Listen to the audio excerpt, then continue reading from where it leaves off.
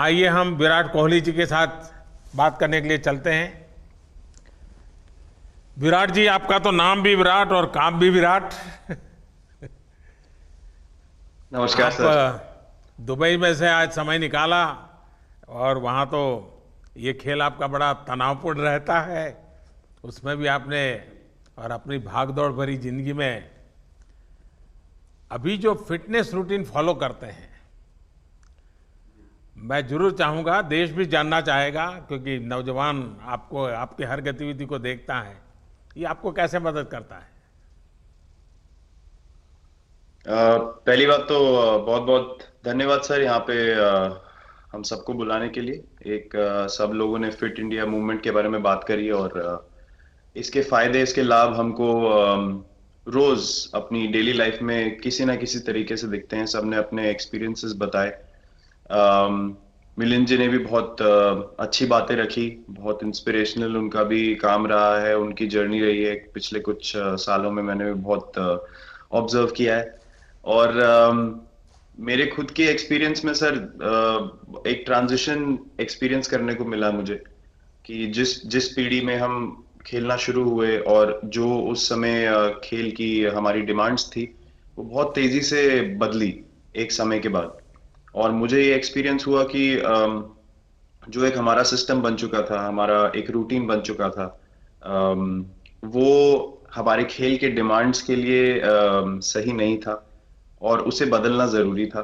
क्योंकि हमारा खेल बहुत तेजी से आगे बढ़ रहा था और मुझे ऐसा महसूस हुआ कि हम कुछ फिटनेस के पॉइंट ऑफ व्यू से पीछे छूट जा रहे थे। हमारी स्किल में कभी कोई प्रॉब्लम नहीं थी। तो एक स्वामी जी ने भी बात रखी, आपने भी बात करी, मिलिंद जी ने भी पहले बताया। एक जो सेल्फ रियलाइजेशन की बात है कि आपको खुद से रियलाइज हो कि मुझे क्या बदलना है अपने अंदर।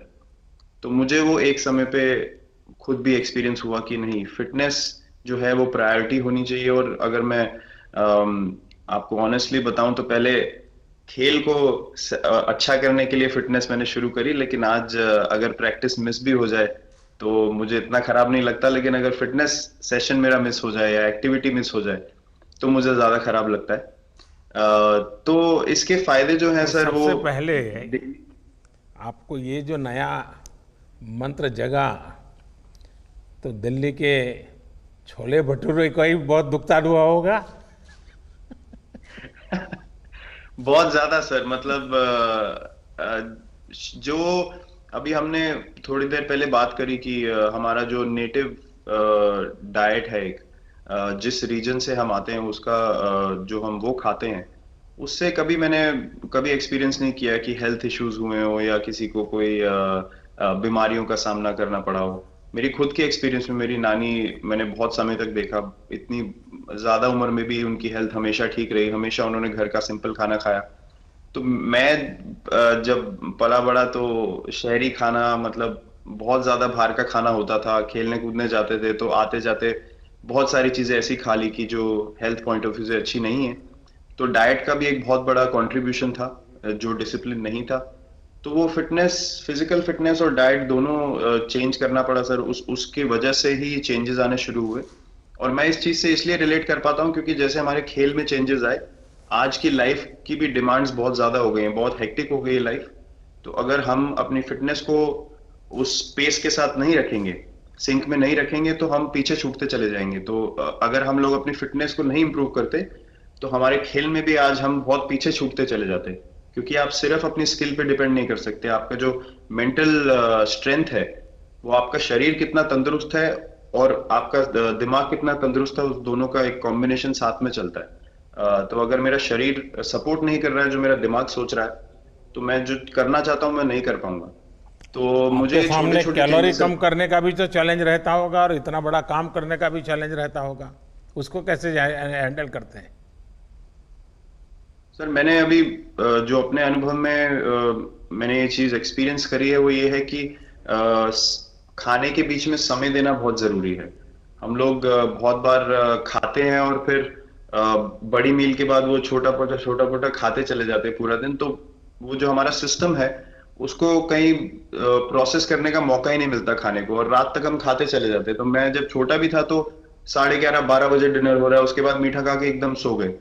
कुछ एक्टिविटी नहीं, कुछ उसके बाद वॉक नहीं। तो आई थिंक ये छोटी छोटी चीजें जो है जो बहुत मैटर करती हैं कि आप अपने अंदर के सिस्टम को भी कितना समय दे रहे हैं उस खाने को प्रोसेस करने के लिए जो आप खा रहे हैं। तो उसके लिए अवेयरनेस बहुत जरूरी है कि आप किस वजह से कर रहे हैं। आप अपने आप को ओवरऑल फिट रखने के लिए कर रहे हैं या फिर सिर्फ वेट लॉस के लिए कर रहे हैं, जैसे अभी रुजुता जी ने बोला। तो प्रायोरिटी बहुत जरूरी है अपने दिमाग में कि आपकी इंटेंशन ठीक होनी चाहिए, फिर अकॉर्डिंगली आपके रिजल्ट्स भी वैसे ही आएंगे बाहर।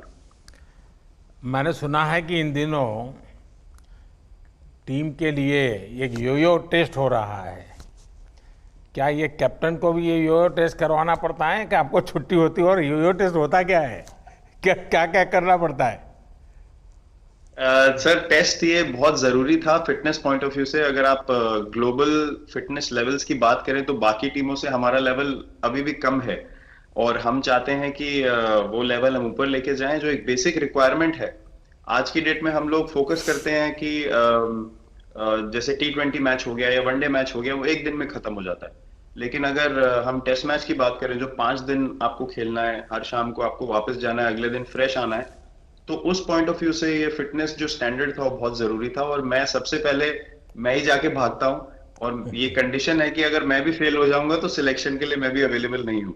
तो आई थिंक ये सिस्टम और ये कल्चर सेट करना बहुत जरूरी होता है। और उससे क्या होता है सर, ओवरऑल एक जो फिटनेस लेवल है टीम का बढ़ेगा। जैसे टेस्ट क्रिकेट में हमारा बहुत बार होता है कि आप थके हुए हैं, तीसरे दिन आके आपको, जैसे हमारे फास्ट बॉलर्स हैं आज की डेट में, वो दुनिया में सबसे ऊपर है, तो उनको अगर दूसरे तीसरे चौथे दिन आके वो एफर्ट डालना है फील्ड पे तो वो डाल सकते हैं। पहले क्या होता था, स्किल हमारे पास हमेशा से रही है, लेकिन शायद जो मैंने आपको बोला वो ट्रांजिशन मैंने जो एक्सपीरियंस किया, हम लोग वो जरूरी समय जो आता है जहाँ पे शरीर थक जाता है और टीम को आपकी जरूरत है, वहां पे परफॉर्मेंस जो है हमारी डिप हो जाती थी और दूसरी टीम जीत जाती थी। आज की डेट में हमारी फिटनेस की वजह से हम वो जरूरी समय में उस चीज को कैपिटलाइज कर पा रहे हैं और हमारे रिजल्ट्स उसी तरीके से आ रहे हैं। तो एक sir benchmark I think elite sports में होना जरूरी है, उससे एक फिटनेस विराट कल्चर जी, बना। मैं देख रहा हूं कि आपका टाइम मैनेजमेंट तो है ही है, लेकिन फिर भी आपकी एक्टिविटी इतनी नजर आती है ना, मैं भी कभी कभी फॉलो करता हूं। कभी थकान नहीं लगती क्या आपको? सर थकान अगर मैं ऑनेस्टली आपको बोलूं, थकान हर किसी को होती है। अगर आप फिजिकल एफर्ट करेंगे तो थकान होगी, लेकिन अगर आपका लाइफस्टाइल अच्छा है, अगर आप खा अच्छा रहे हैं, अगर आप फिटनेस रेगुलरली कर रहे हैं, आपकी रिकवरी अच्छी है, तो आपकी स्लीप अच्छी है, स्लीप पैटर्न्स अच्छे हैं, तो आपकी रिकवरी तेज होगी। तो अगर मैं थक रहा हूं और 1 मिनट में मैं दोबारा रेडी हो जा रहा हूं तो वो मेरा प्लस पॉइंट है। तो आई थिंक वो मैंने एक चीज एक्सपीरियंस करी जो बहुत जरूरी हो जाती है। आपका ओवरऑल लाइफस्टाइल कैसा है उसके ऊपर बहुत डिपेंड करता है। विराट जी, बहुत अच्छा लगा मुझे, और मैं आपको, अनुष्का जी को और आपके दोनों के परिवार को निकट भविष्य की शुभ घड़ी के लिए बहुत बहुत शुभकामनाएं देता हूं। धन्यवाद sir, thank you so much. नमस्कार, मैं हूं मानक गुप्ता। अगर आपको हमारा ये वीडियो पसंद आया हो तो इसे लाइक और शेयर जरूर करें, और हाँ, हमें सब्सक्राइब और फॉलो करना ना भूलें ताकि आप देश और दुनिया की कोई खबर मिस ना करें। तो जुड़े रहिए हमारे साथ और देखते रहिए News 24।